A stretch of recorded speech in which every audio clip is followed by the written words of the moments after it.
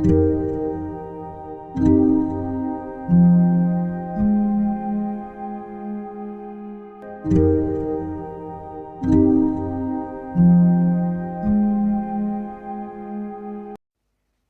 ladies and gentlemen of the internet. My name is Damaris Wega, and as of today, I am a content creator. Yeah, I'll be making content on Instagram, TikTok, and YouTube. Yeah, so I wanted to come on here to introduce myself because, yeah, I just wanted to come on here to introduce myself for you to get to know me, and hopefully you interact with my content, you relate with my content, and you learn something from my content. If you do any of those things, I will be truly be grateful. Yeah. So because I didn't know how to go about introducing myself, I made a list of questions that I would love to answer in this session. So basically the first question is, what is my name and what I do? So my name is Damaris Wanjiko Waigwa. I am a data analyst. I studied economics and statistics for my bachelor's degree, and then I got to data and into data analytics, and now I'm learning a bit of data science. If you have watched any other of my videos, so yeah, basically that's my name and that's what I do. The next question is, what inspired me to start creating content on social media? The first thing that inspired me is that I love to give unsolicited advice, and yeah, I talk a lot. I have these great ideas, and I just love to talk to people and to give them advice that sometimes I don't apply in my life. Yeah, so I love to help people, and I'm hoping, and I think this is one of the cheapest way to be able to help people is to share information. And what I have realized is that the the thing that holds you back, this the gap between you and information, the larger the gap between you and information, the way worse off you are, because people are more likely to take advantage of you. People are more likely to, you know, knowledge is power, guys. So if I am able to spread the little knowledge that I have, because I know I am yet to learn, there's so much more to learn out of this world. I want to help people learn, and yeah, I just love sharing information, and I hope I use this platform to share information. And the other thing that has motivated me to start this content creation journey is I just want to use this to keep a record of my life, because I don't know how long I'm gonna live or how long I'm gonna be around, and I'm hoping this is my little digital footprint in the world. Yeah. Yeah, hopefully the internet doesn't crash one day and we lose everything that you have on the internet, because the internet is like my it's amazing. So the topics I am passionate about are topics on mental health. I am a self-proclaimed mental health advocate. Excuse me. So I am a self-proclaimed mental health advocate because I have suffered a lot. I have been depressed at some point in my life. Mostly I've dealt with depression and indiscipline and procrastination. In Yeah, mental health is very important, and I have seen what it can do when you don't have mental health. And I'm also passionate about education because a tiny part of me still believe that education is the key. Is the key to success. And yeah, I know I'm not just talking about the education that you get in school, because education, like knowledge, like the more knowledge you have, the more likely you are to take advantage of that. Yeah. So like knowing is important. So yeah, so those are the two topics that I'm passionate about, is education and mental health, and yeah, just living life like wellness, financial wellness, physical wellness, mental wellness, everything to do with wellness. Like yeah, I actually am a founder of a club. It's called Rooted Wellness Club. I'm here to launch the club. So yeah, but I believe I'm going to do that this year. So that is what I am passionate about. The next question is, what's one fun fact about you that most people do not know? Yeah, this is kind of high. I don't consider myself fun really, but maybe something I can say that people don't know, that I really love to dance. I don't know how to dance. I'm not a good dancer, but I love it with the whole of my heart. I might not know how to dance, but I will dance. I don't care when I'm just jumping up and down. So I really love that. Yeah, so that is one fun fact people don't know about me. When people see me, they don't think I want to, you know, move around and dance. Yeah. The other one is, what's your favorite book or one that changed your life? I have a favorite. I don't know. Yeah, I think I have two favorite books so far. In one book that actually changed my life. The first ever book that I read that had a huge impact in my life, and I've probably said this somewhere else, is The Monk Who Sold His Ferrari, because it made me rethink my choices in life, and I put myself mentally in that situation where I'm at the end of my life. I have lived a bad life. I have I have lived I have this bad lifestyle and I have a heart attack in Amazon and my life is cut short because of how I have been living. And yeah, so The Monk Who Sold His Ferrari is one of the books, the first book ever that I read. You know, the other books I used to read, I used to only be maybe like Gifted Hands by Ben Carson. I had read that before early on in my life, and I was just motivated for 2 to 3 days. But The Monk Who Sold His Ferrari really touched something in me, and I would recommend that book for anyone who has the patience. In It's not a book you're supposed to read in one sitting. You're supposed to read as you think about it, and I think yeah, it's an amazing book. So the other two of my favorite books is Atomic Habits because it talks about the power of the little things, and truly it's the little things that matter, the little things that add up to the big things. What people who you're saying who are having overnight success stories, it's not that they are got successful overnight, right? They just did little bit of action like this. The the bamboo tree analogy, where like the bamboo takes a lot of time before it shoots. The bamboo tree seed takes a lot of time before shooting out of the ground, and then when it just shoots, it grows and grows and grows and grows. But people might call you an overnight story, an overnight sensation, yet you put all these little actions behind the scene when people were not watching. So yeah, that's the second book that I really like the most. The other one is one of the books that has helped me get better on or improve on one of the biggest challenges of my life, which has been indiscipline and procrastination. I used to be a chronic procrastinator, but this book has given me a whole new perspective on what procrastination is about and how it works in little chunks that I can read and reread every day and remind myself why am I doing this, why I am experiencing these feelings, the feeling of I want to go back to bed, I don't want to talk to someone, I don't want to do this, I am avoiding all the hard things in life because that's something I did. If I feel like something is going to be hard, I'm going to delay it to the last minute. So yeah, that book is called The War of Art. So yeah, these are my three favorite books, and yeah, I think those books have changed my life, or have made my life better, and it's only going to get better because at the moment I'm actually rereading Atomic Habits. Yeah, I just like to have to keep reading them until they stick in my head that I am capable of a lot. Yeah. So the next question is, what motivates you to stay productive and focused? Poverty. The first one is poverty. I hate poverty with the whole of my life. No one likes to be poor, guys. And yeah, my parents have given me the best life they could, but I want so much more. I want so much more, and this humiliating kind of poverty, the most humiliating kind of poverty, I believe, is where you do not have food. Like you want to have meat, you want to eat meat, but you can't eat meat. You want to eat like eggs, you want to eat like mandazis or whatever, but you can't have them because you're poor and you can't afford a meal.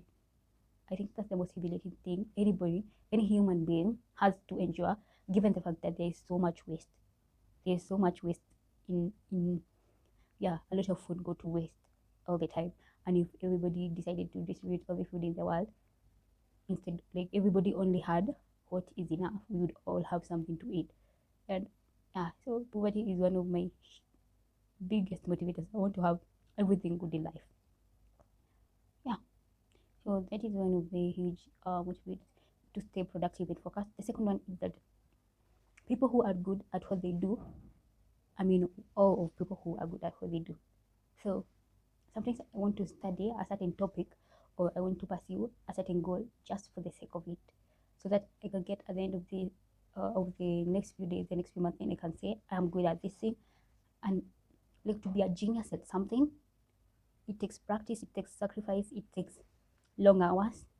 But I think it's such an amazing thing to do that this is the niche that I picked and I'm good at it and I do so well in this field. I think it's amazing. It's an amazing thing to do, just to be good at something.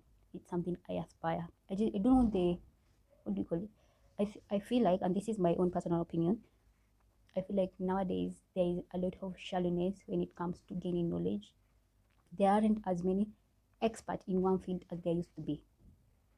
Like you'd realize this person is so good at math, this one is so good at physics, this one is a great engineer, whatever. These people were dedicating time and hours in research. I don't know, maybe I'm ignorant and I am not aware of these people, but there are very few people who are actually taking the time and to learn their craft. So that is something that also motivates me to just work hard so that I can be good at what I do and I can know the ins and out of what I do and so much more. Yeah. Okay, what's the best advice you've ever received? Maybe the best advice I've ever received. What's the best advice I think the best advice I've ever received is that people know what they are doing, because for the longest time I've always seen the good in people and given excuses on their behalf. I have people pleasing tendencies, so yeah, people know what they're doing. Sometimes you make excuses of it, and yeah. And then because I'm an overthinker, the best advice. This one I read somewhere. I am not sure where, but there's this quote that says, "You are not what you think. You're not your mind. You're not your thoughts. You are not what you think."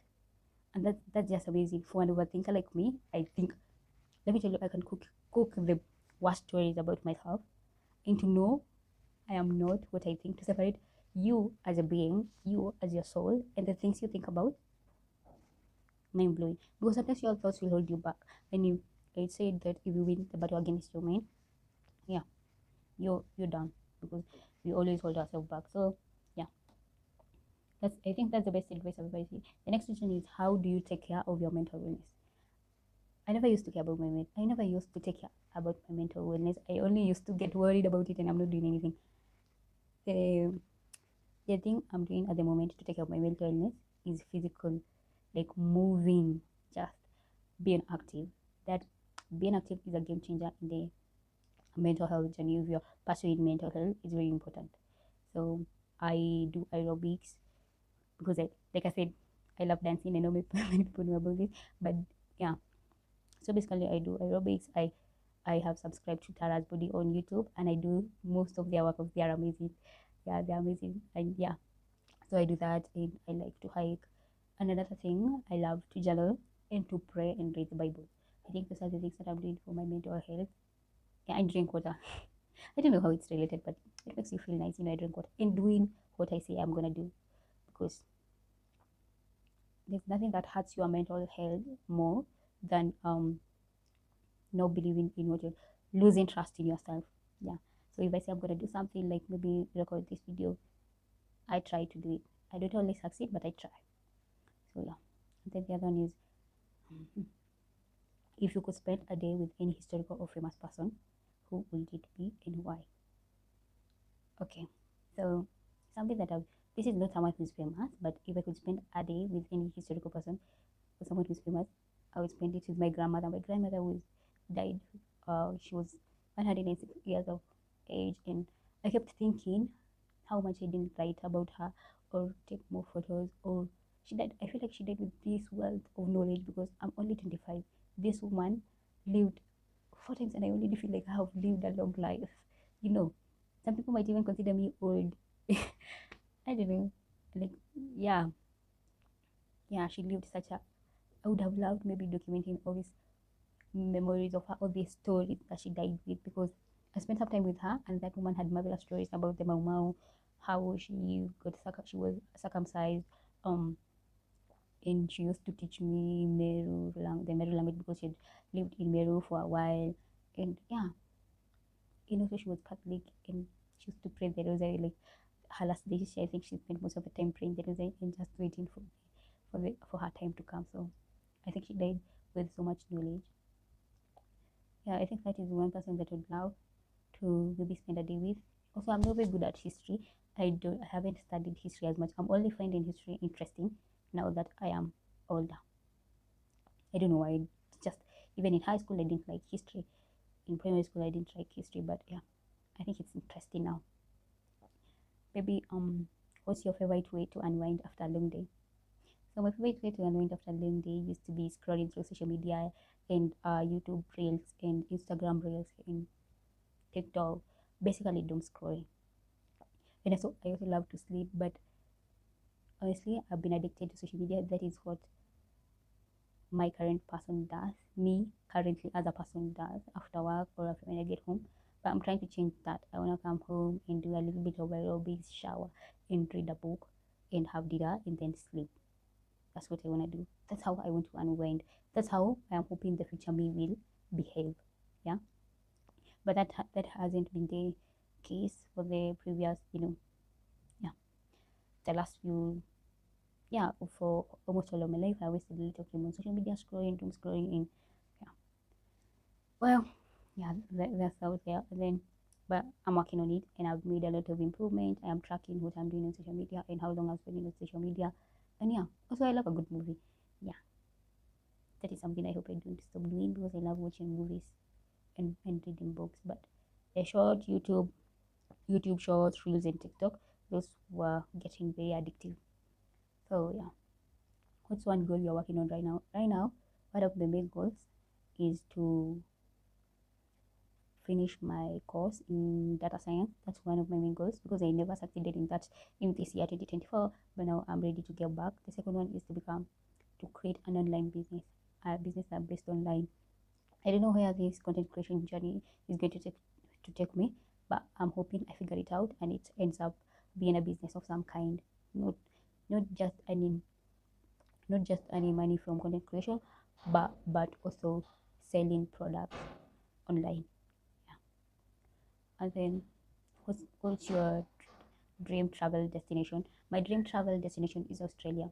When I was in high school, there is a time when we were thinking about universities and people were asking which international universities you'd like to attend. And I remember wanting to go to University of South Australia so much.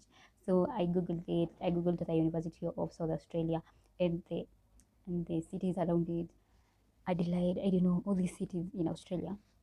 And I thought it was such a beautiful place. I want to go there and, you know, swim with the whales and dolphins, do wine tasting in Adelaide, and all those travel destinations in Australia. I would love to go to Australia. Maybe the second one I can say is yeah, basically I'd love to go to Australia. I don't know why. I don't even know much about Australia, but that that feeling of I could have done better and tried and gotten entry to the university of my choice, which at that time was University of South Australia, has me stuck on. I didn't get into university in Australia, but at least I can visit the country, you know. Yeah, so that's one of my dream travel destination. Maybe I would love to go to Dubai. Yeah, because it seems so cool. The technology, I'm a fan of technology, guys. If you know, if things can get easier, if I can do things way easier, I'd love to do that. And number 15, if you, I had to describe number 14, sorry, if I had to describe myself in 3 words, what would I say? The first one I would say is that I am kind. I used to call myself emotional, and I'm like I'm empathetic. I just want to have empathy for people and not have uncontrollable emotions. So yeah, I would say kind, empathetic, in yeah, I think kind and empathetic. The third one, kind, empathetic, and just easygoing. Or yeah, I think I'm a cool person. So those are the 3 words that I would use. And then, what do you hope people take away from your content? I hope people relate to my content and people know that they are not alone in the things that they are going through. I hope my content is relatable. And then I hope people get inspired by my content, maybe to take action despite the fear, despite the imposter syndrome, despite there's so many unknowns in the future because God knows I am scared. I hope this content creation thing does well, but I question whether I can handle the if this content does well. Can I handle the attention? Can I handle all the oh I hear everybody gets some awful comments and stuff. Can I handle those? Can I handle the maybe I don't know, maybe I'm gonna be famous. I don't know. Can I handle the fame? Oh my god, I would hate to hide myself. I would hate to hide myself. I just wanna let me just stop there. Oh, so basically that's it for today, and I hope this video gives you insight into the person that I am, or the person that I'd like to be, or the person that I am trying to be. Because yeah, I tried as much as possible to be as authentic as possible, but you're what do you call it? You're naturally biased, and I am more likely to show myself up as someone who is way cooler than the person I actually am, which I hope I didn't do in this video. Yeah, so that's it for today, and I wish you all the best in this coming new year.